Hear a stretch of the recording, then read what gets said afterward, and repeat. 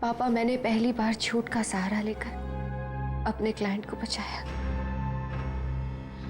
और मैं ऐसा कभी नहीं करती अगर वो क्लाइंट ब्रिजेश भाई सा ना होते।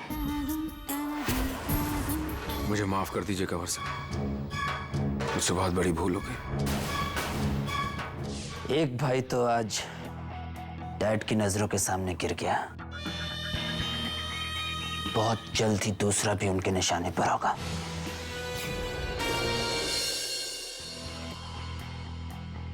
Thanks Kalika, thank you so much. Thanks. इतना जल्दी क्यों खुश हो जाते हो तुम क्षितिज? एक मोड़ से गुजरे नहीं कि तुम्हें मंजिल नजर आने लगती है। सफर अभी बहुत लंबा है। उस घर की हालत मैंने देखी है कलिका, मैं जानता हूं कि बरसों पुराने विश्वास के धागों में बुने रिश्ते इतनी आसानी से नहीं टूटते हैं। तुम्हें क्या लगता है ये छोटा सा इंसिडेंट ब्रिजेश और तुम्हारे पापा के बीच में दीवार खड़ी कर देगा? गलत सोचते हो तुम। गिनती के ही दिनों में तुम्हारे परिवार को मैं तुमसे ज्यादा अच्छी तरह से समझने लगी हूँ। अपनों के आंसुओं में वो आंच होती है जो पत्थर को भी पिघला दे। फिर तुम्हारे पापा का दिल तो मोम सा है, 2 मिनट में पिघल जाएगा। मुझे माफ कर दीजिए काका साहब,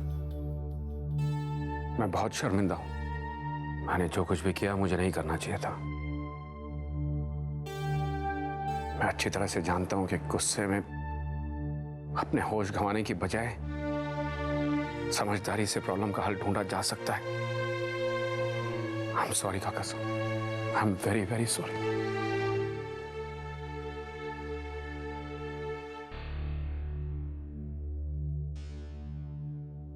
धन दौलत, नाम शोहरत, सब कुछ खो भी जाए तो भी वापस हासिल किया जा सकता है, मगर अपनों का विश्वास एक बार टूट जाए तो उसको वापस पाना बहुत ही कठिन है।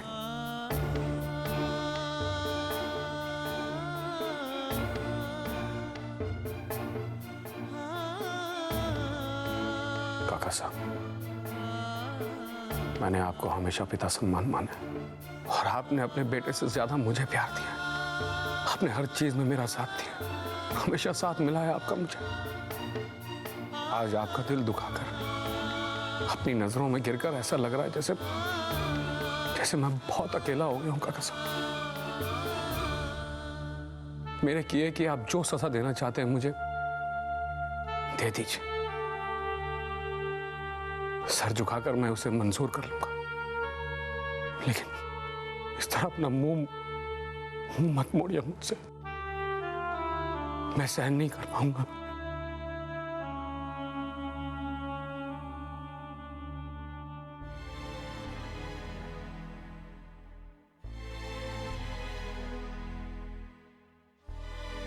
आपने हमेशा अपने बच्चों को माफ किया है काका साहब। आज यही आशा लेकर आपसे विनती करती हूँ, आपके आशीर्वाद और प्यार से ये परिवार एकजुट बनकर खड़ा है। इस घर की सबसे बड़ी ताकत एकता ही है। गलत।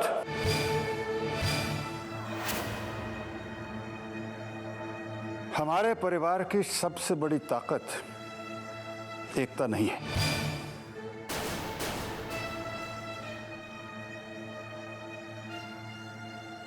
बच्चों के मन में बड़ों के लिए आदर, उनके मान सम्मान के लिए अपने अहंकार को भूलकर अपनी गलतियों को कबूल करने की क्षमता, यही हमारे परिवार की सबसे बड़ी ताकत है।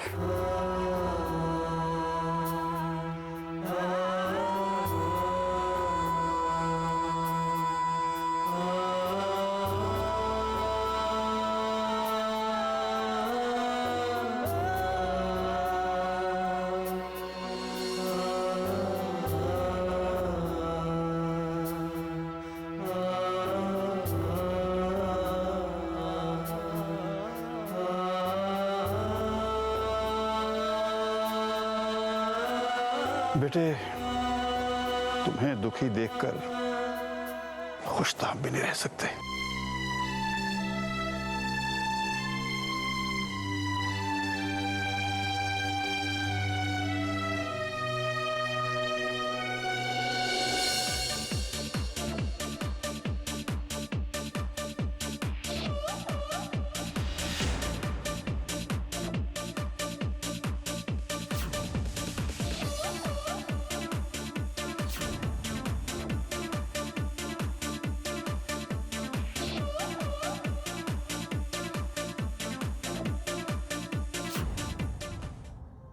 अरे चालू कर यार। Sorry boss, time up. अरे क्या टाइम अप? ए भाई एक और बना जल्दी। फास्ट फास्ट जल्दी जल्दी।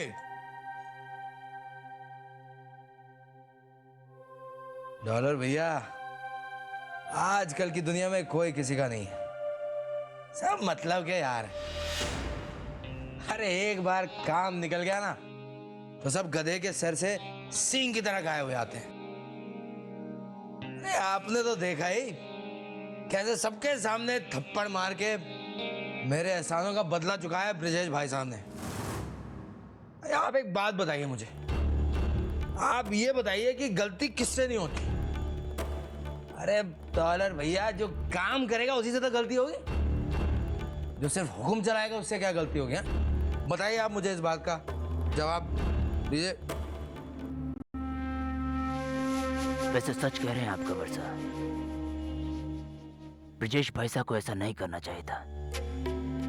सच में मुझे भी बहुत बुरा लगा। अरे लेकिन आपको क्यों बुरा लगेगा डॉलर भैया? आप तो उनके चहेते छोटे प्यारे दुलारे भाई हैं, आपको क्यों बुरा लगा? अब मैं आपका भी तो कुछ लगता हूँ ना कंवर साहब, साला हूँ आपका।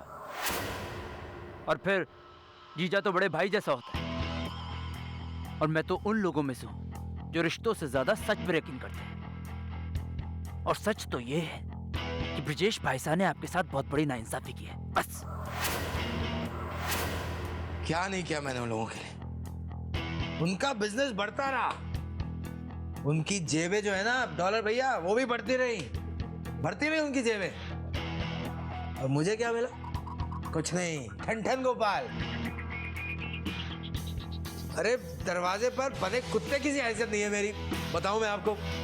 अरे कंवर साहब, वो भी चोट लगने पर काट लेता है, आप तो फिर भी। डॉलर भैया, जिस दिन मैं अपनी सही औकात पे आ गया ना, उस दिन ऐसा काटूंगा इन लोगों को, कोई भी इलाज काम नहीं करेगा। ये लोग जानते नहीं है मुझे अभी, बहुत खतरनाक हूं मैं कह रहा हूं आपको डॉलर भैया, बहुत खतरनाक हूं मैं। ये घड़ी तो बहुत ही कमजोर निकली। चलो अच्छा है, जीजा और साले की जोड़ी खूब रंग लाएगी।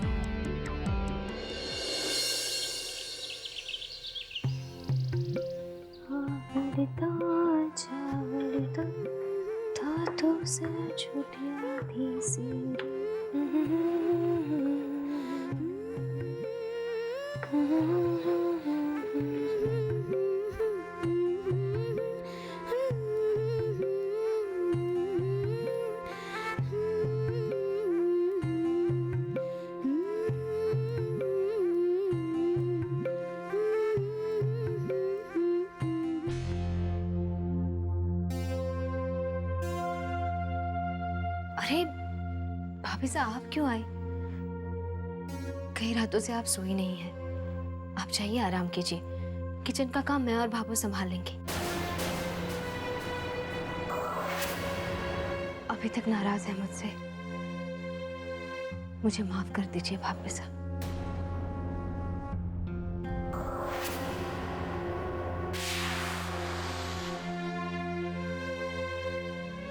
क्या बातें हो रही हैं जेठानी देवरानी के बीच में? भाभू, गट्टे की सब्जी बना दी है मैंने, चक्कर देखिए ना ठीक है कि नहीं।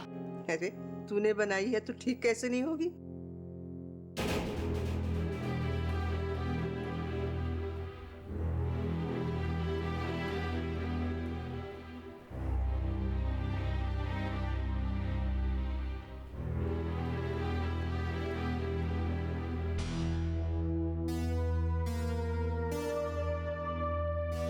भाई वाह, हर बार इसका स्वाद कुछ और भी अच्छा हो जाता है।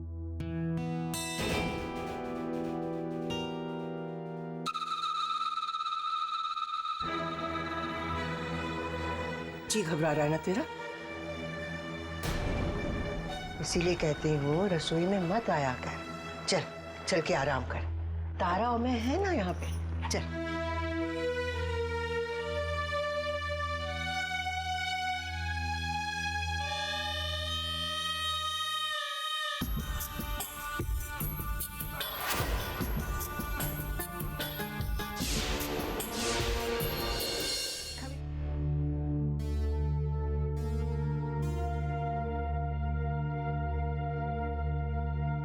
बताइए भाभी साहब, मुझे क्या काम करना है? तुम यहाँ क्या कर रही हो?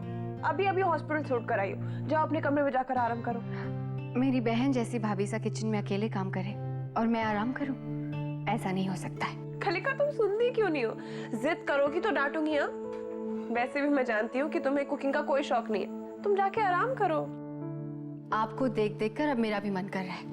लाइए आटे के गोले बना देती हूँ। अरे नहीं बाबा, कोई जरूरत नहीं है, मैं कर लूंगी।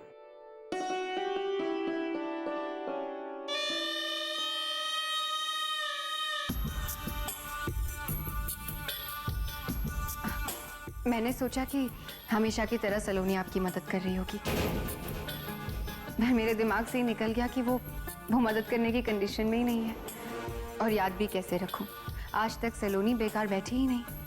कभी कभी तो मैं हैरान हो जाती हूँ कि वो इतना सब कुछ कैसे मैनेज कर लेती है। सबकी पसंद नापसंद का ख्याल रखना, सबका ध्यान रखना, ये भी एक आर्ट है। तभी तो घर में सब सलोनी सलोनी करते रहते हैं।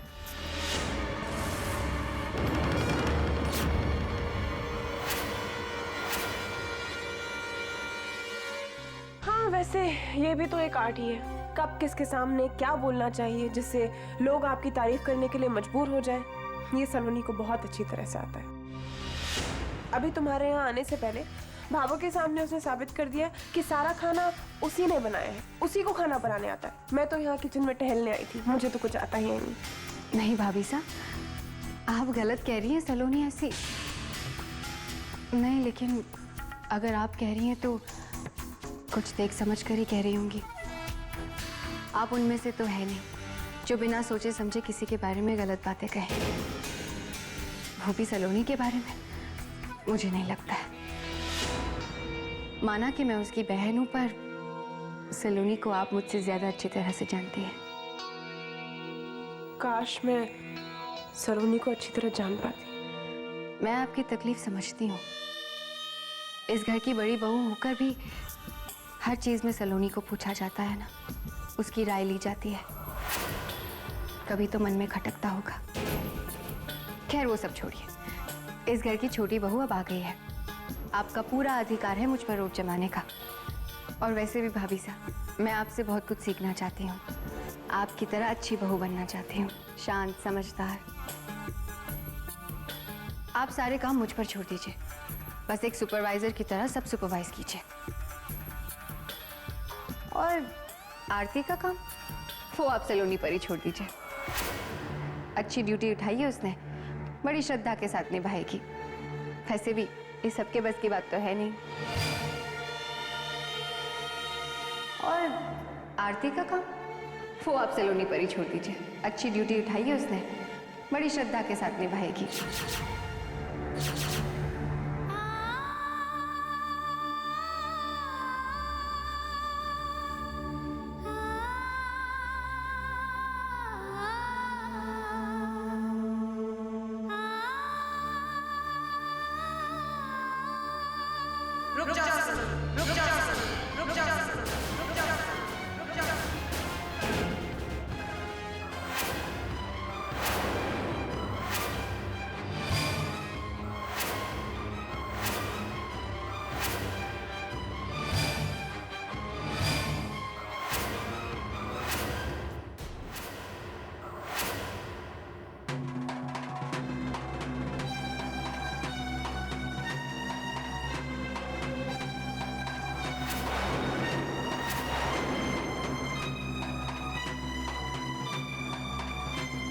तुम सलोनी को आरती करने से रोक क्यों रही हो तारा?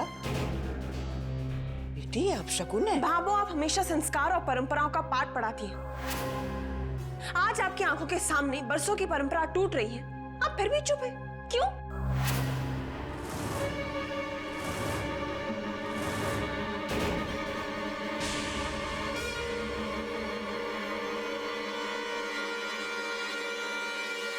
मैं समझी नहीं।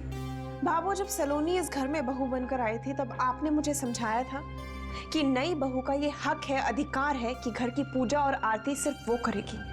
भूल गए आप?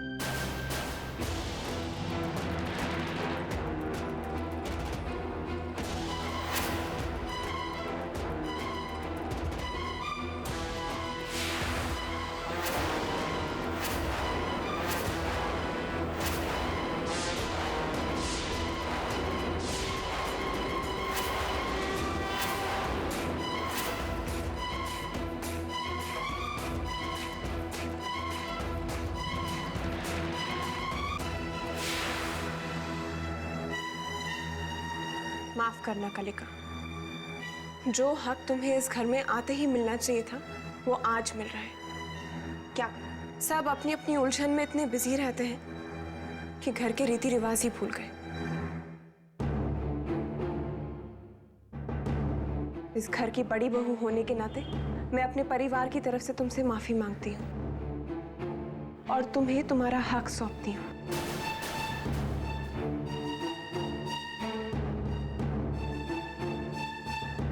आज से इस घर में आरती तुम करोगी।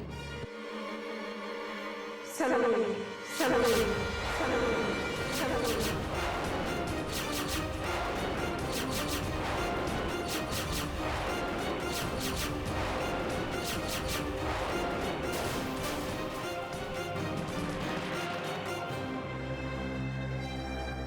नहीं भाभी साहब, आज तक आरती सलोनी करती आई है, उसे ही करने दीजिए।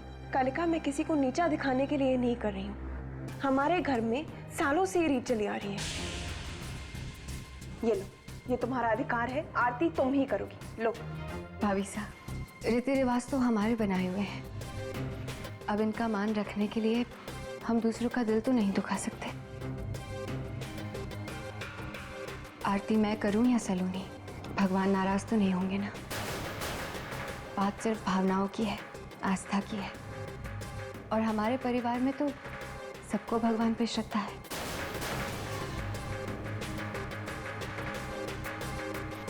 बुरा मत मानिएगा, पर अधिकार और परंपरा के नाम पर आपस में कड़वाहट क्यों पैदा हो।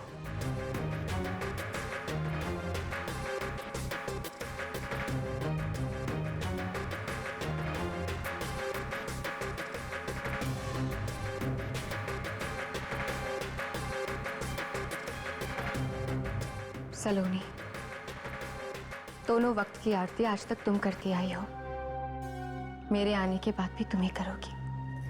नहीं दीदी, भाभी साहब ने बिल्कुल सही कहा। आज से ये आपकी जिम्मेदारी है, आपका अधिकार। लेकिन सलोनी में नहीं दीदी, आपने अभी जो कुछ भी कहा तर्क के लिहाज से बिल्कुल सही कहा, लेकिन परंपराओं को तर्क की कसौटी पर नहीं कसा जा सकता।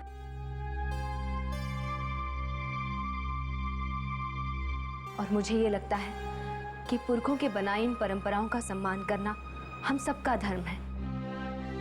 गलती मेरी ही थी जो मैं इतनी बड़ी भूल कर बैठी। अच्छा हुआ भाभी साहब ने याद दिला दिया। चलिए आरती शुरू कीजिए।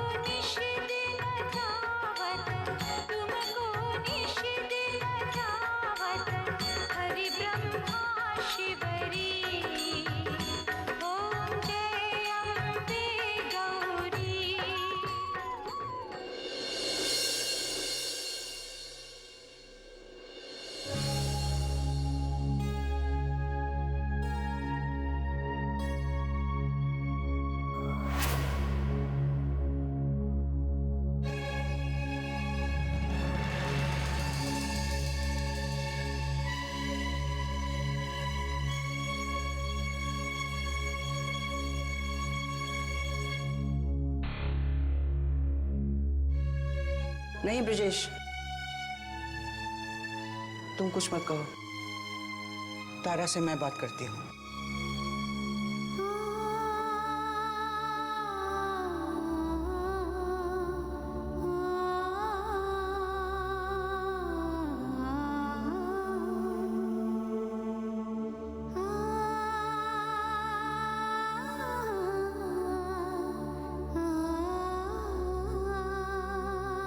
सलोनी, आरती तो ले लो।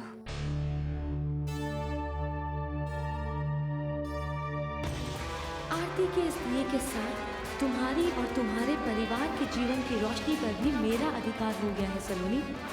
वो दिन दूर नहीं जब तुम सबकी जिंदगी को अंधेरों में डुबो दूंगी मैं।